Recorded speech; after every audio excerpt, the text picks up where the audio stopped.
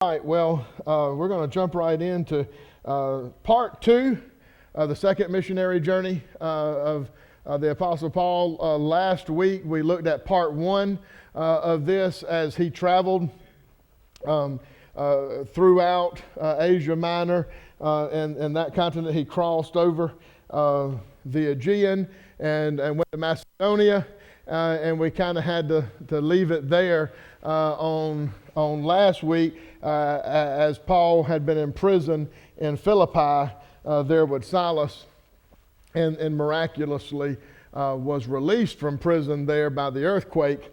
And so we stopped there, and we're going to pick up in Acts chapter 17 and look throughout this chapter. I have the map, if Joe will put that up there for me right now, and you can reference this in your notes, the red line on the screen, and it's kind of grayed out on your notes, but showing you the trajectory of where this missionary journey is going. We had stopped again at Philippi and making our way down to Thessalonica, right there in the top left-hand corner under where Macedonia is. And that's where we're going to pick up as they travel to Thessalonica. So looking at Acts 17, verses 1 through 8, it says, when Paul and his companions had passed through Amphipolis and Apollonia, they came to Thessalonica, where there was a Jewish synagogue. As was his custom, Paul went into the synagogue, and 3 Sabbath days he reasoned with them from the Scriptures, explaining and proving that the Messiah had to suffer and rise from the dead. This Jesus I am proclaiming to you is the Messiah, he said. Some of the Jews were persuaded and joined Paul and Silas, as did a large number of God-fearing Greeks and quite a few prominent women. But other Jews were jealous, so they rounded up some bad characters from the marketplace and formed a mob and started a riot in the city. They rushed to Jason's house in search of Paul and Silas in order to bring them out to the crowd. But when they did not find them, they dragged Jason and some other believers before the city officials, shouting, "These men who have caused trouble all over the world have now come here, and Jason has welcomed them into his house. They are all defying Caesar's decree, saying that there is another king, one called Jesus." When they heard this, the crowd and the city officials were thrown into turmoil. Then they made Jason and the others post bond and let them go. Is that what you had on the screen, Joe? Oh, okay. I'm sorry. Yeah, because I had that on the title wrong. I went all the way to the end. I was breaking it up, and then I forgot what I was doing. Now, you stopped what? Oh, I see what you're saying. Never mind. I'm good. I've got my bearings. That's why I don't look at the screen. I look down. Now, I already said last week that we looked at what they were doing in prison. So in Acts 16 and verse 40, last week is where we left off. And it says, after Paul and Silas came out of the prison, they went to Lydia's house, where they met with the brothers and the sisters and encouraged them. Then they left. Okay, and if you'll put back Acts 16:40 up there for me, Joe, because now, and I don't want, you have it? Thank you. All right, just leave that right there for a minute. If you look, and I'm not asking you to go there, Joe, just them. If you go to Acts 17:1, it says, when Paul and his companions, all right, who were his companions?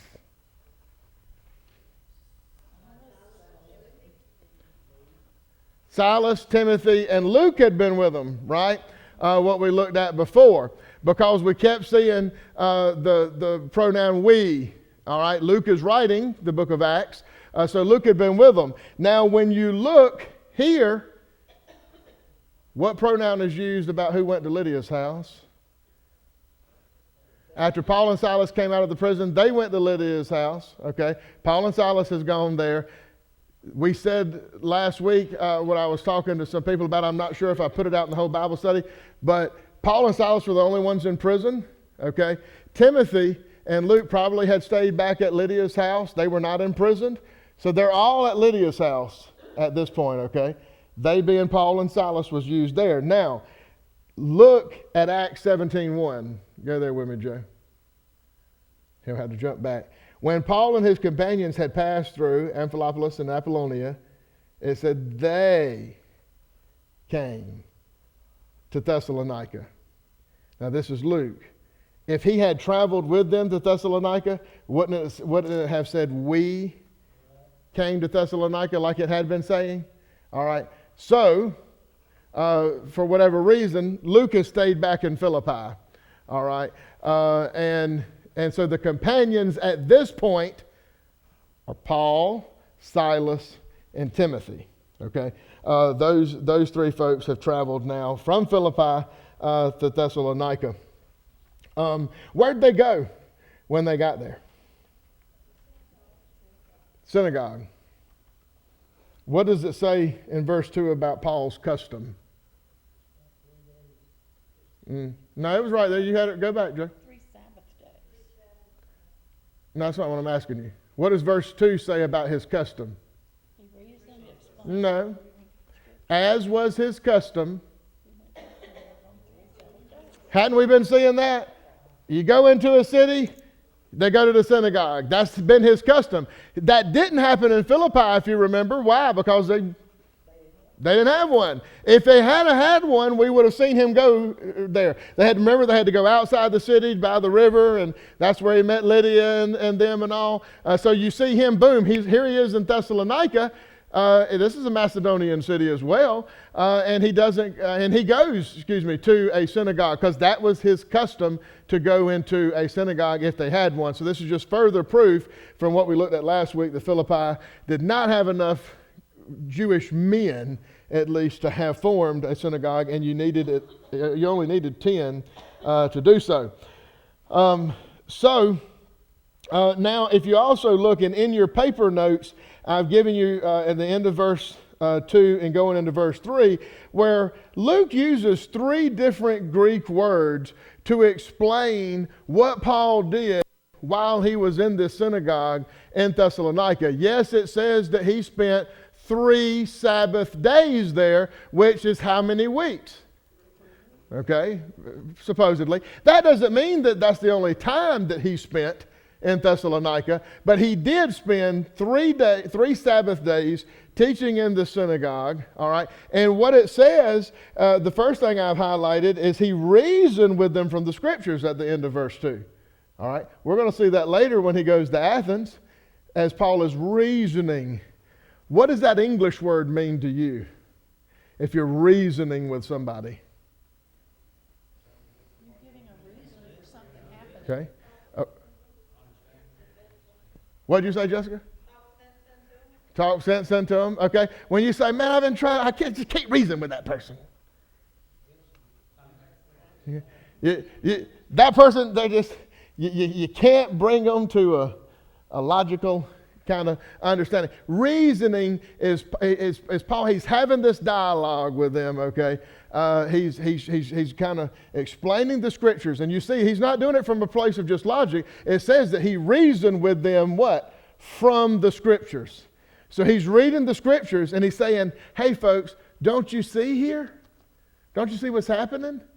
This is what the scriptures are saying. All right. So he's reasoning from the scriptures. Then it says that he's explaining and proving that the Messiah had to suffer and rise from the dead. So he's reasoned, he's explained, and he's proved. All right. Explaining is just, the reasoning can be sometimes a back and forth. He's laying out some logic, in there, and it may be a back and forth in a dialogue that he is having with them.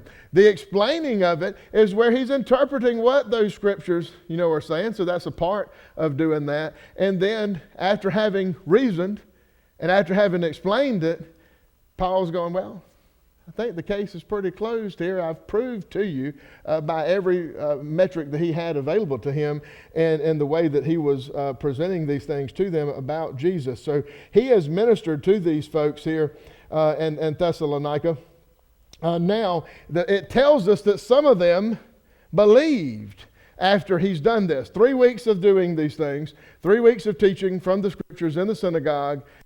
It tells us that some folks started to follow him and we would assume that they were being believers. What type of people became believers in Thessalonica? It tells you. Look at verse 4. Hold on, wait. I want y'all to go slower. It says what about the Jews? Some. If you look this up in different translations, that's going to say few. A small number of Jews were persuaded. All right. And then it says, as did a what? Large number of God-fearing Greeks. So you have a few Jews, a lot of God-fearing Greeks. All right, God-fearing Greeks would have been Gentiles that really were folks that believed in the God of Abraham, Isaac, and Jacob. Okay, they were God-fearing Greeks. They were not Jewish by custom, but they would have been there in the synagogue. And then it says, and a few prominent women as well have been believers. So you have a few Jews, a few prominent women, but a lot of God-fearing Greek men, okay, that have come to know the Lord. Now, looking at this, you have to kind of know a little bit about this city. Thessalonica was a prominent Roman city on what's called the Egnatian Way, and this was one of the most prominent roads in Rome, in the Roman Empire, I should say. It went from Rome all the way to Constantinople, all right, in what's modern day Turkey over there, and it was a tremendous trade route. Thessalonica was squarely on this road, so it was a very wealthy and influential city. And if it's a very wealthy and influential city, a lot of very wealthy and influential people lived there. Okay, so that's why it uses like these prominent women, just like we've seen Lydia in Philippi. She was probably wealthy. She had her own business making the purple cloths. And so it was a tough crowd, though, because you see he spent quite a bit of time teaching in the synagogue, and he really didn't get a tremendous response like he should have. Yes, ma'am. With the women, it was what stands out with them is what it says. Few was quite a few. He said it was few. Yeah. Mm-hmm. Which means it wasn't just a little bit. Yeah. Prominent women with money. Mm-hmm. Therefore, that means they had authority too, some type of authority. Mm-hmm. They didn't just say women, but prominent. Yeah. And there were, and for them really, a handful of women would have been quite a bit, to them to have turned around. But it was a lot of God-fearing Greeks. And when the women were doing that too, it was something to be noted that the women were turning, over too. It's the same thing that we're seeing as we looked at Philippi when he went and spoke to those women, and you have Lydia as well. It's giving you this contrast because women were not at this time looked at as being, very high up on the social ladder, and it's going, look, the Jews, these Jewish people, they should have been the ones just fallen over accepting this, and you have all of these God-fearing Greeks, and then you have the prominent women, that it would have been a lot more difficult. Prominent would have said these women were going to be wealthy women probably, and that's why this is important, because the wealthier you are, sometimes the harder it is to turn things over to God. So it was these classes of people that were coming to faith. Now, you had some issues that arose. You had these people that were being believers, but a lot of the other folks didn't like what was going on. And in verse 5 says, but other Jews were jealous. Keep seeing that. They're jealous. Remember before when we were in the cities, and they're drawing all these larger crowds than us, and they were running them out of the towns on the first missionary journey. And so you had these Jews that were jealous, and so they rounded up, it says, some bad characters from the marketplace, and they formed this mob, and they started a riot. And then it says they rushed Jason's house. Who is Jason? Is he a great believer? Huh? Is he a great believer? Are you asking a question? You give me an answer. He's a believer or is he Macedonian? In it specifically, he should be Macedonian because we're in Macedonia right now. You can say he's Greek though because he's Gentile, but I'm just drilling down. I know. See, y'all know that's why we know. Did you know that Jason was a biblical name? Jason and the Argonauts, the Greeks. Yeah. So Jason, we do not know a whole lot about him. The only thing we know is right here. Okay, what you read. But Jason, do you figure? Let me see, because what we see now is that Jason had the apostles in his house. All right, so it's the same situation like Lydia in Philippi. Now, we don't know when Jason come to know the Lord. Was he already a God-fearing Greek, or has he just now, in the past, let's say, month, come to a knowledge of Jesus Christ?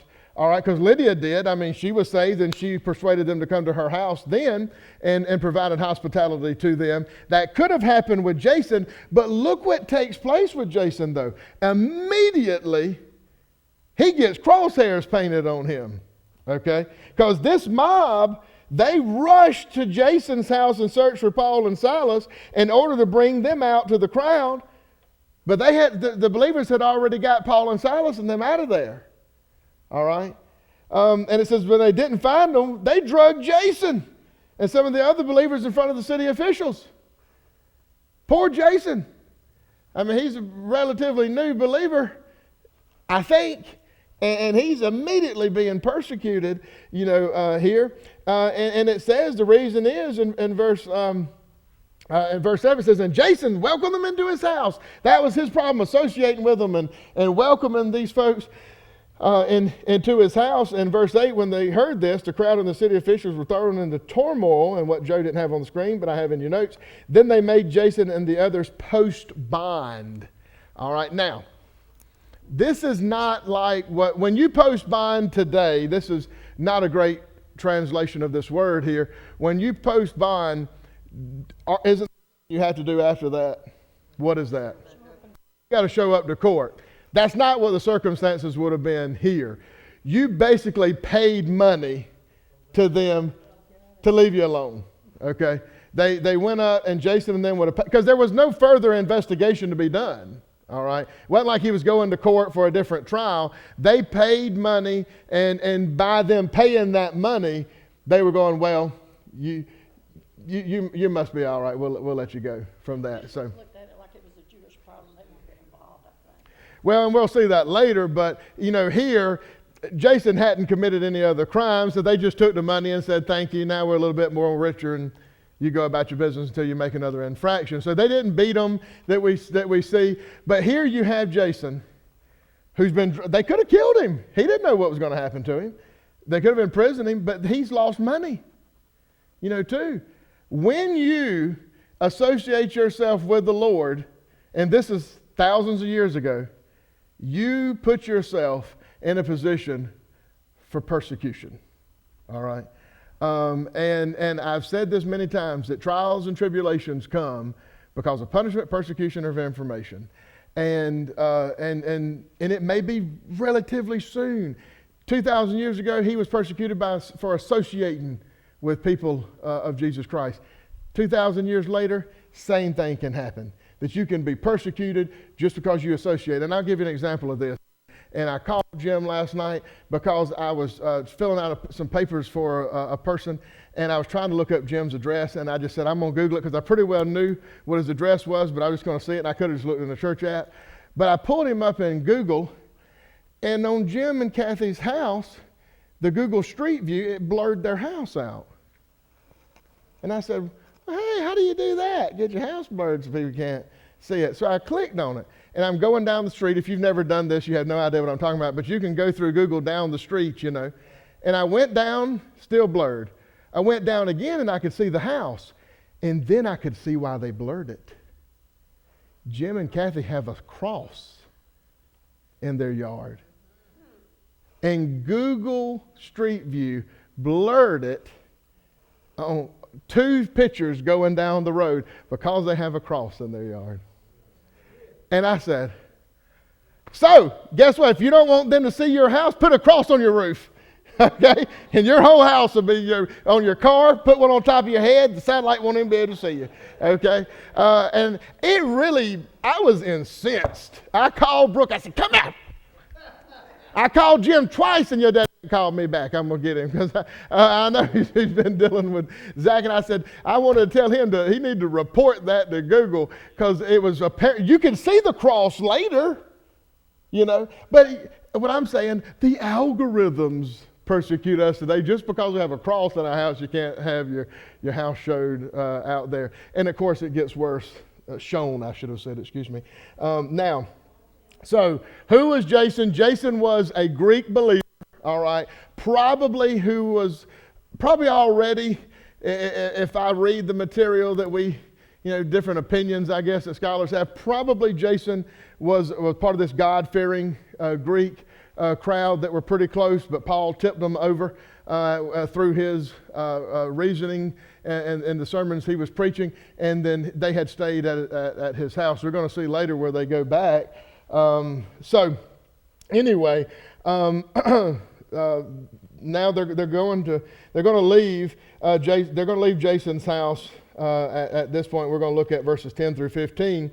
It says in verse 10, as soon as it was night, the believers sent Paul and Silas away to Berea. On arriving there, they went to the Jewish synagogue. Now the Berean Jews were of more noble character than those in Thessalonica, for they received the message with great eagerness and examined the scriptures every day to see if what Paul said was true. As a result, many of them believed, and as did also a number of prominent Greek women and many Greek men. See that again. Okay. So we're introduced here to the Bereans. Now I'm stopping here for a second because we're going to look at verses 13 through 15 in a second. But the believers in Thessalonica, they helped Paul and his companions escape. And it says as soon as it was nighttime, right? So this is before they had gotten to Jason's house. The officials and all that, the mob had gotten to Jason's house. We see while they were not there because the believers had smuggled them out of the city, sent them on to Berea. And it was only about 45 miles south of Thessalonica, so it was not very far. And the Bereans are pretty infamous. You have a church right down the road, a Berean Baptist church. There's churches named after the Bereans. You hear that about, people identify with the Bereans. And what do you know about, I'm not asking you about what this teaches about Bereans. We're going to talk about that. But do you know why, if you go into a Berean church, do you know what you'll expect the culture to be like in that church? Intense Bible study. They're really into the Bible, aren't they? Okay. And intense Bible study, Linda's saying? Okay. Well, they're weird? Okay. I have not been necessarily, but I know some folks from Berean. But I'll tell you, look at what the Bereans here did. And this is usually a hallmark of people that are a part of churches that identify with Bereans. It tells us in verse 11 that these folks were different, right, than the people in Thessalonica. They were of more noble character. It says, okay? They studied the scriptures more. They were a little bit more open-minded, some translations say there. So they were of a little bit better character than the people in Thessalonica. And it said they received the message with what? Great eagerness. They were eager to hear the message. And then, this is what is the hallmark of a Berean. They examined the scriptures every day to see what Paul and them were teaching is true. All right, so a Berean is somebody who, when you use that in Christianity, is somebody who's going to look at the scriptures and test what you're saying against what the scriptures say, not just what you think it ought to mean. All right, so they do have more intense, Linda, Bible study, and sometimes leads to pretty legalistic, sometimes, mindsets. I've watched TV. There's a Berean Bible study that I've watched. Yeah. Very line by Line line. by line, and that's good. That's good. But then sometimes it has its has its issues too. When you can't see the forest for looking at the trees, kind of thing when you get there. But these folks they were in tune. Paul reasoned from the scriptures, right? They had their scriptures with them, and he was saying that they were looking and testing. Isn't that what you should do? Pretty good. Oh, well, that sounds like that's what this says. So yeah, maybe that makes sense. Yeah, that's what they were. That's what they were doing. They were looking to make sure Paul was right. And then it says, as a result, you see that?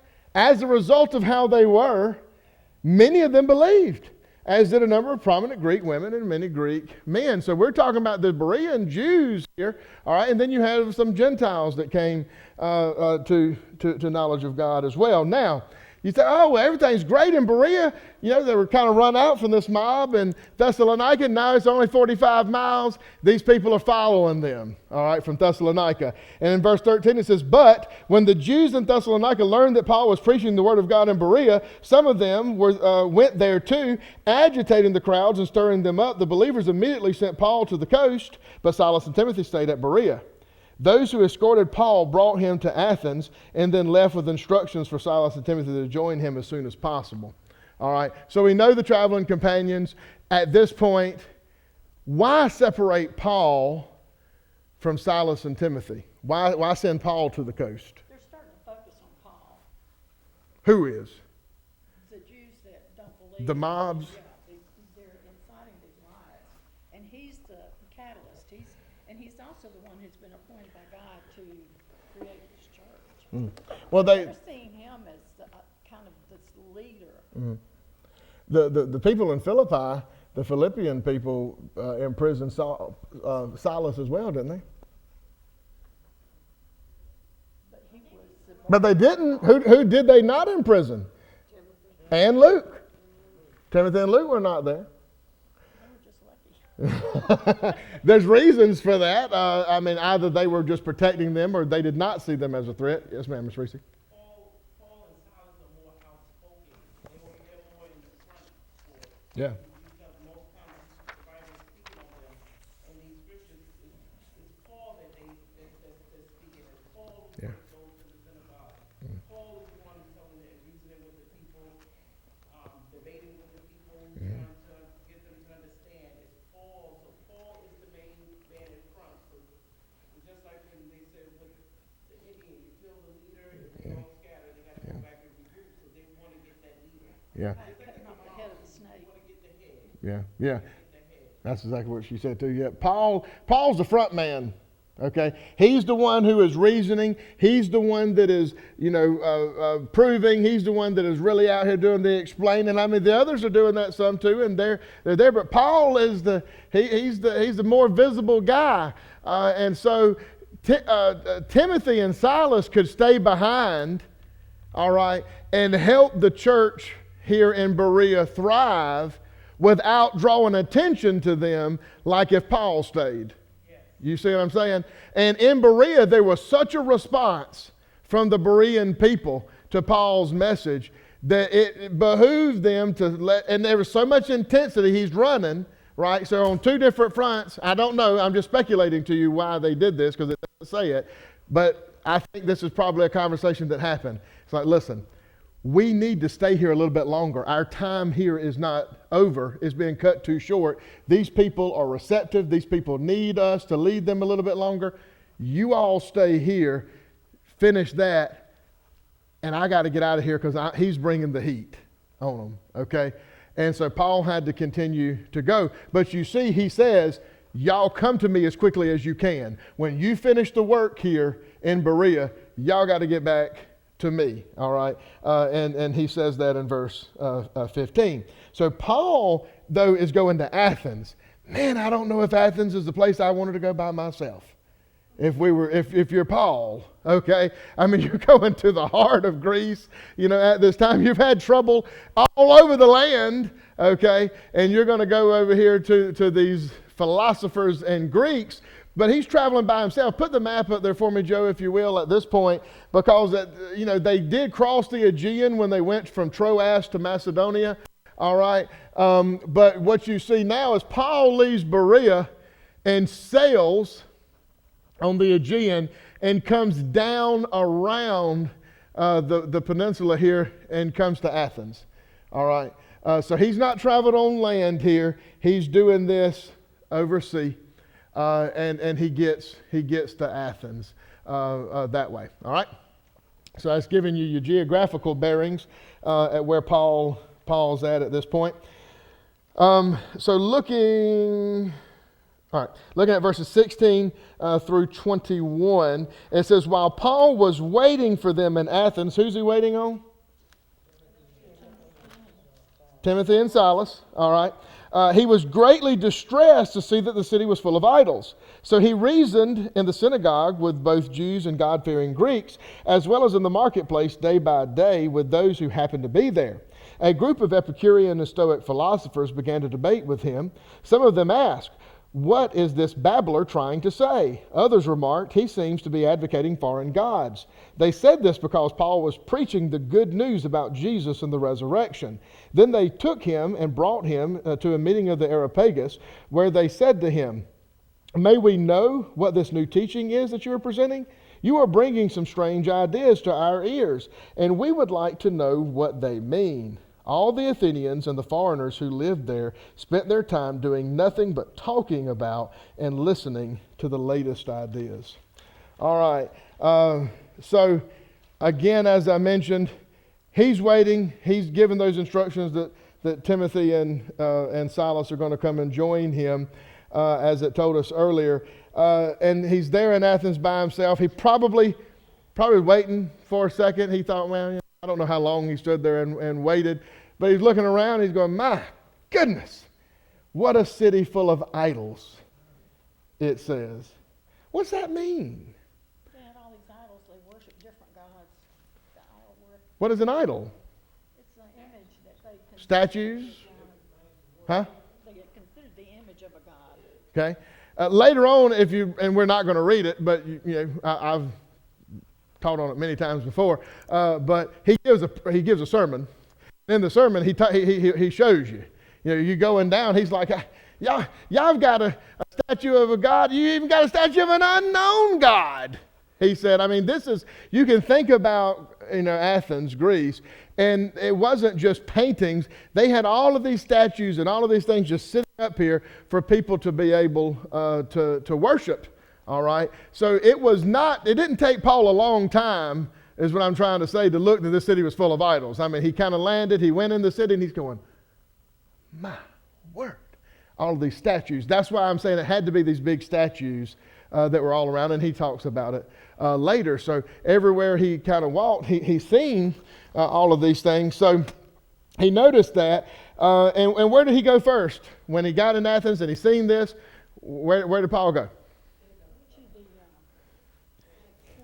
He probably ran to this synagogue. He said, I got to get somewhere where there's got to be a little bit of holy stuff. He thought that he was going to get jumped on by some demons or something with all the idol worship that was happening here. So he goes to the synagogue. And what did he do when he went to the synagogue? Same thing he always did, but he's not having a whole lot of luck with these Jewish synagogues. It's his custom. He keeps going. He keeps going. It's not looking out too well for him, so he's going to the Gentiles. Yeah. Well, he reasoned in the synagogue, didn't he? Yeah, he does. Remember we talked about that earlier? He was reasoning. This is the second time we're going to see the reasoning. We'll see it again. They have been waiting on a Messiah who's going to set them free from Roman rule, and they don't want to accept that they're wrong and that maybe this Messiah was coming for another reason. So he's up against something they've been believing for a while. They don't want to hear about a dead Messiah. That's one of his hurdles, is they want somebody who's alive and well who's going to take over. But with both, it says that he reasoned in the synagogue with both Jews and God-fearing Greeks, but he didn't confine himself just to the synagogue here, right? Because he probably he didn't find a tremendous amount of success in this Athenian synagogue, so he goes out into the marketplace. What is the marketplace? Hold on, Linda. Huh? The street. He's going in the highways and byways. He's going out into the marketplace. This is not just going down any darkened alley. He's going to the marketplace where the stuff's happening at, where folks are buying and selling and all of the things that are going on. He's going to the marketplace to meet the people where they are, and he begins to reason with the folks there. And so day by day, it says, with those who just happened to be there. So this was not people that were just necessarily, he made a bunch of posters and said, listen, I'm going to have this evangelistic, outreach time at this day and this hour. He was going up to just people that were there at the time, meeting the people where they were, right? And so he's being pretty public. And in verse 18 it says, a group of Epicurean and Stoic philosophers, they heard him and they began to debate with him. All right. Now, I stop in the notes here because to tell you a little bit about who these people are, the Epicureans were followers of Epicurus, and they believed that the chief purpose for living was pleasure and happiness. All right. Yeah. And they say, well, if God exists, he doesn't really interfere with human affairs. Maybe a God. They were not necessarily non-believers, but they said if he's here, he kind of kicked this whole thing off. But it's up to us now to create our own destiny. And as long as we're fulfilling ourselves with pleasure and happiness, then we're good. Well, what's the problem with that? Because tonight, for instance, somebody cooked the chili.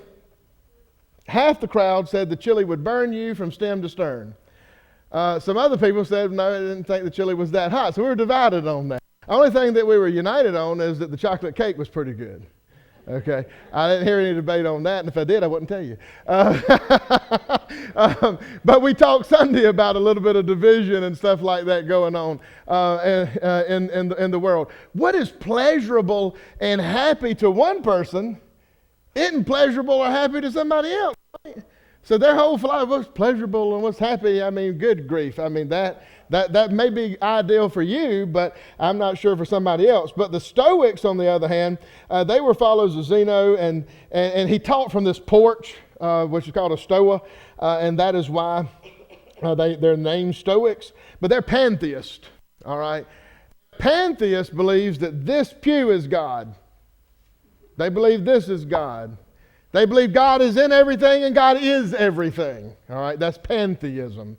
All right, that everything in the universe is a manifestation of God. God is not one central. They do not believe in one central God, a named, figure up there in a personage or anything. No. They don't believe that. They don't worship that. They worship everything. A bomb. Hey, that's a manifestation of God.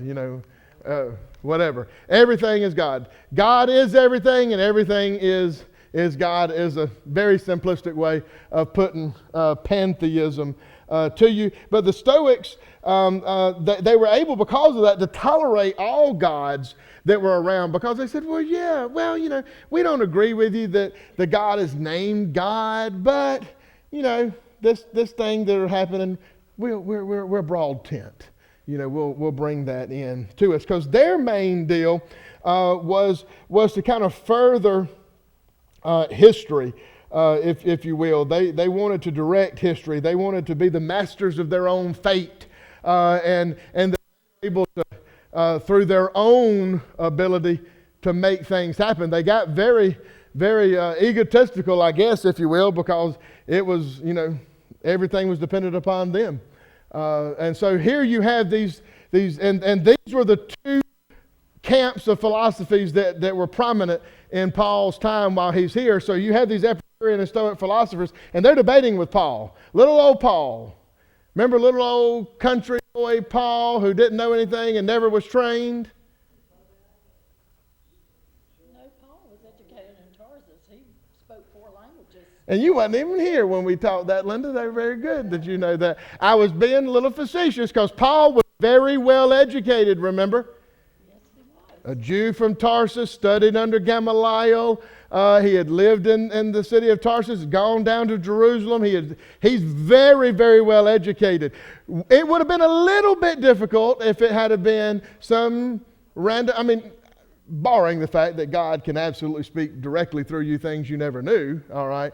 But Paul was uniquely situated as his training and his upbringing to deal with these fellas, That's why God right? called him. You know, and so he's debating with them, and they said, look, obviously Paul contended with the philosophers on the street well enough that they thought, let's bring him before the whole council, all right, of the Areopagus. This used to be, in more ancient times than Paul's time, it was the ruling council for Athens, all right. They decided everything. It was the legislature. But they were all the smartest elders and the smartest minds that were there. During Paul's time, it had kind of been demoted down a little bit. It wasn't really the reigning legislative body, but they still dealt with certain matters of education, certain matters of religion. But it was really a think tank. They went up there and philosophers arguing with each other all day is what was happening. So here Paul, he's going to go before the council. I put a picture in your notes. Did you get that one, Joe? That was there you go. This is kind of one of the better pictures I could find, because if you go to Mars Hill today, you will see the Acropolis kind of behind you. What they would have been looking down on from the Areopagus is the city of Athens. Okay? So here's Paul. He's standing here, with a little bald head. Had to find a picture of bald-headed Paul. He's a little taller than I think we talked about, maybe because he's standing on that rock. I'm not sure. But he's standing here, and he delivers a masterful sermon. All right, a masterful sermon to these folks in verses 22 through 31. We just don't have time to read through all of that, but Paul uses all of that training, all of that learning and things that he had done over all these years to present this sermon to these people in a way that he probably had not spoken to any other group like this before. He uses history, he uses the scriptures, he quotes other folks. He really does a very good job to tailor this message in a way that's going to grip these folks. Now, after he delivers this message in verses 32 through 34, it says, when they heard about the resurrection of the dead, some of them sneered, but others said, we want to hear you again on this subject. At that, Paul left the council. Some of the people became followers of Paul and believed. Among them was Dionysius, a member of the Areopagus, also a woman named Damaris, and a number of others. So really, Paul, if you take a look at his evangelistic efforts in Athens, it's almost flawless how he went about it. He went to the synagogue first, as was his custom. He brought the message to those people. He went to the marketplace and met people where they were. He debated with the people out in the street. He before the council. He does just a perfect job delivering this message to them. And did everybody just fall over and the whole city of Athens get saved?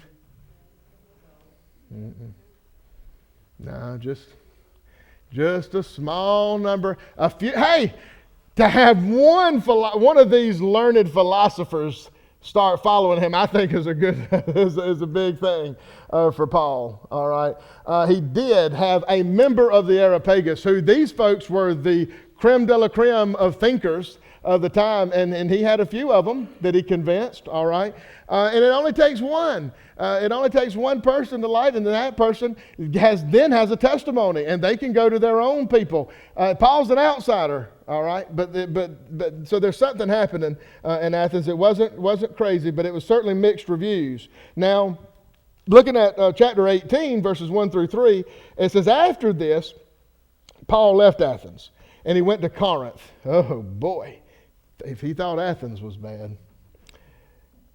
There he met a Jew named Aquila, a native of Pontus, who had recently come from Italy with his wife Priscilla, because Claudius had ordered all Jews to leave Rome. Paul went to see them, and because he was a tent maker, as they were, he stayed and worked with them. Now, Paul's tired. He's got to be tired. He has been run all over the continent of Europe right now. And I don't know this to be certain, but I did have one commentary that kind of put it this way. I think Paul took a break from ministerial stuff for a second. He said, first of all, he probably had to make some money because he was supporting himself. But he probably enjoyed just a minute not running to the synagogue to be run out of the synagogue in 2 more days. So he spent a little time with Priscilla and Aquila making some tents. Okay. Yeah, he's by himself still, right? He's traveling by himself. He's been through this. I mean, it must have been very tiring debating with these Epicurean and Stoic philosophers and these folks. And he's gotten to Corinth, and he's going, all right, I'm just going to make a few tents, And remember, we talked about this before. Probably the military was a big contractor for them. They did leather work and things like this. But he meets Priscilla and Aquila, Jews as well, but also in the same trade as Paul. So he spends a little bit of time here with them, working with them. Now, some facts about Corinth. It's the capital of Achaia. And if you put, well, you got that, so let's leave that on there. If you've seen that, you have Macedonia and Achaia in Greece, but this is what is present day Greece. It wasn't necessarily like that quite then, but it had a population, and look at these numbers, 650,000. Now, you compare that to some of these towns in Macedonia that had about 200,000 people. This was a huge, huge town, but look at the difference. 250 free citizens and 400,000 slaves. Those slaves just wanted to revolt real quick. They would have wiped them out. I mean, there's way more slaves than there are free citizens. That's why I put that in parentheses right there. All right. Its location was between 2 seaports, okay? It was also on the crossroads of where people would go to travel in the area. They needed to go through Corinth to get where they were going. It was where traders went. As well, just a very, very, very robust city. Actually, in about 40, I may be messing my numbers up, 42 BC or something like that, the Romans destroyed the city. Julius Caesar rebuilt it. Maybe that was when he rebuilt the city. I can't recall the dates. But it had been rebuilt. By the time of Paul's day, it's the capital city of Achaia. And it was 100 years later, and they had really done a lot. 12 temples, at least 12 temples in the city. Can you imagine where you would build a temple? Would you build it in a low point? Temples were usually built on high points. So you could think about looking over Macon, Georgia, and seeing 12 temples. I mean, it wouldn't be too hard to be able to spot them in different areas. The most prominent, Yeah, well, yeah. The most prominent was this temple to Aphrodite, all right? And you need to know this about the city of Corinth when you read Corinthians. A lot of people cite Corinthians and they start reading all these scriptures where Paul is coming down hard on women. The context of that is because in this city, you had all these temples. You had this one temple to Aphrodite, the goddess of love, that employed 1,000 prostitutes. Well, in Paul's time after this, a lot of those women who used to be prostitutes for the goddess Aphrodite, they got saved, y'all. And they started going into the churches. Well, they were absolutely unlearned about anything, but Christianity gave these women a newfound freedom that they never had. It also made the church services, quote unquote church services, a little chaotic. Because Paul's reasoning, or whoever is teaching, and they're going, we don't know anything about that. What's going on? So he finally said, hey, look, y'all can't do all this talking, okay? It's causing too much stuff. And some of them had gotten married and whatever. You had to ask your husbands at home and things like that. That was not something that, if it was supposed to be women wasn't talking, Miss Reese and Miss Linda would have to be thrown out of here. All right, Brenda's been quiet tonight. But I love women talking, but it was chaotic because look, this city was awful. Okay, it had all kinds of things going against it, and Paul he camps out here for a little bit. Look at what I said in the last part of that. You had it up there, Joe. That the Greeks actually came up with a new verb to Corinthianize. All right, that was somebody who had practiced sexual immorality. All right, if you had done that, and so they were looking back at the city. Plato, the philosopher, when he referred to a prostitute, he would call them a Corinthian girl. Okay, and so this city was known to be pretty bad, especially with sexual promiscuity. All right, so now Paul. He's been making these tents, but he's got a lot of work to do. So in verses 4 through 11, it says, every Sabbath, what did he do? He reasoned in the synagogues. What's he trying to do? Persuade Jews and Greeks. He's evangelizing. All right. He is, Paul, he's working hard. When Silas and Timothy came from Macedonia, Paul devoted himself exclusively to